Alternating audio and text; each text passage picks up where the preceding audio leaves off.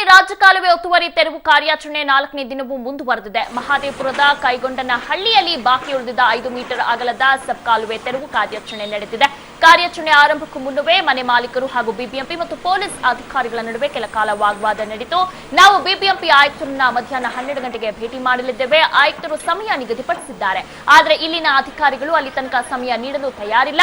ಅವರನ್ನ ಭೇಟಿಯಾದ ನಂತರ ನಮ್ಮ ಮನೆಯನ್ನ ನಾವೇ ತೆರವು ಮಾಡಿಕೊಡುತ್ತೇವೆ ಅಂತ ಮನೆ ಮಾಲೀಕರು ಬೇಡಿಕೆ ಮುಂದಿಟ್ಟಿದ್ದಾರೆ.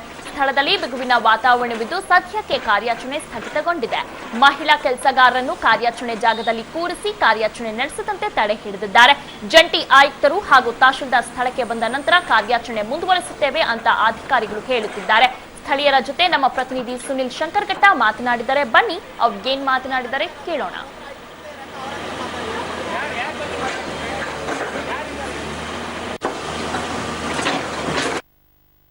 ಮಹದೇವಪುರ ಕಸವನಹಳ್ಳಿ ಕೆರೆಯಿಂದ ಕೈಗೊಂಡನ ಕೆರೆಯವರೆಗೂ ನಡೀತಾ ಇರತಕ್ಕಂಥ 1100 ಮೀಟರ್ ರಾಜಕಾಲುವೆ ಒತ್ತುವರಿ ಕಾರ್ಯಾಚರಣೆ ಇವತ್ತು 4ನೇ ದಿನಕ್ಕೆ ಕಾಲಿಟ್ಟಿದೆ.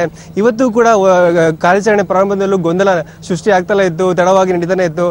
ಈ ನಿನ್ನೆ ಪ್ರಾರಂಭವಾದ ಇಲ್ಲಿ ನಾನು ಬಲ್ಭಾಗದಲ್ಲಿ ನೋಡ್ಬೋದು, ನಿನ್ನೆ ಪ್ರಾರಂಭವಾದ ಏನು ಕೆರೆ ಸಬ್ ಕಾಲುವೆ ಒತ್ತುವರಿ ಕಾರ್ಯಾಚರಣೆ ನೋಡ್ಬೋದು, ಇದು ತಡವಾಗಿ ನಡೀತಿತ್ತು. ಮೊನ್ನೆ ಶುರುವಾದ ಇದು ಕಾರ್ಯಾಚರಣೆ ಮೊನ್ನೆಯಿಂದಲೂ ಕೂಡ ಒಂದಲ್ಲ ಒಂದು ಕುಟು ನೆಪಗಳನ್ನ ಹೇಳ್ಕೊಂತ ತಡವಾಗಿ ಆಗ್ತಾನೆ ಇತ್ತು.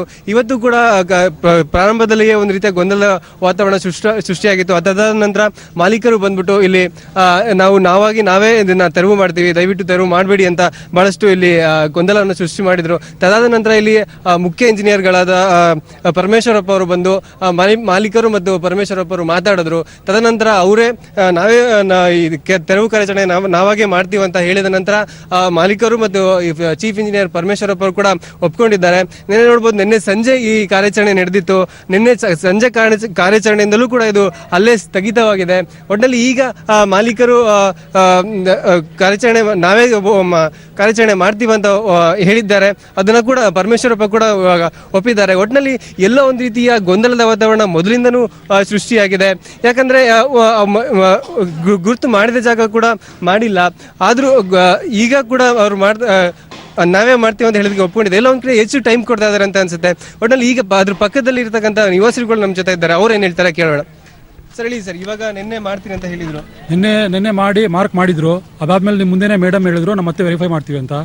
ಅದ್ರ ಮಧ್ಯೆ ನಾನು ನಿನ್ನೆ ನಿಮಗೆ ವಿಲೇಜ್ ಮ್ಯಾಪ್ ತೋರಿಸಿದೆ, ಅದ್ರ ಪ್ರಕಾರ ಇರಲಿಲ್ಲ ನಮ್ದ್ರಲ್ಲಿ, ಇದ್ರಲ್ಲಿ ಇಲ್ಲೇ ಇಲ್ಲ ಎಲ್ಲೂ. ಅದ್ರ ಜೊತೆಗೆ ಮತ್ತೆ ಮೂಲ ಟಿಪ್ಪಣಿ ಒಂದು ನಂತರ ಇದೆ ಡಾಕ್ಯುಮೆಂಟು. ಶ್ರೀಮಂತರು ಬಡವರು ಅನ್ನದೇ ಬೆಂಗಳೂರಿನಲ್ಲಿ ಆಪರೇಷನ್ ರಾಜಕಾಲುವೆ ಮುಂದುವರೆದಿದೆ. ಸತತ 3ನೇ ದಿನವೂ ರಾಜಕಾಲುವೆ ಕೆರೆ ಒತ್ತುವರಿ ತೆರವು ಕಾರ್ಯಾಚರಣೆ ಜೋರಾಗಿತ್ತು. ಮಹದೇವಪುರ, ಯಲಹಂಕ ಸೇರಿದಂತೆ ವಿವಿಧ ಭಾಗಗಳಲ್ಲಿ ಜೆಸಿಬಿಗಳು ಗರ್ಜಿಸಿದ್ವೆ. ಆದರೆ ದುರಂತ ಅಂದ್ರೆ ಮನೆ ಬಂಗಲೆ ಕಟ್ಟೋಕೆ ಅನುಮತಿ ನೀಡಿರೋದು ಬಿಬಿಎಂಪಿ ಅಧಿಕಾರಿಗಳೇ ಆಗಿರೋದ್ರಿಂದ ತೆರವು ಕಾರ್ಯಾಚರಣೆ ನಕ್ಷೆ ದಿನದಿಂದ ದಿನಕ್ಕೆ ಬದಲಾಗ್ತಾ ಇದೆ. ಬಿಜೆಪಿ ಎದುರು ಶಕ್ತಿ ಪ್ರದರ್ಶನಕ್ಕೆ ಕೆಎಸ್ ಈಶ್ವರಪ್ಪ ಸಜ್ಜಾಗಿದ್ದಾರೆ.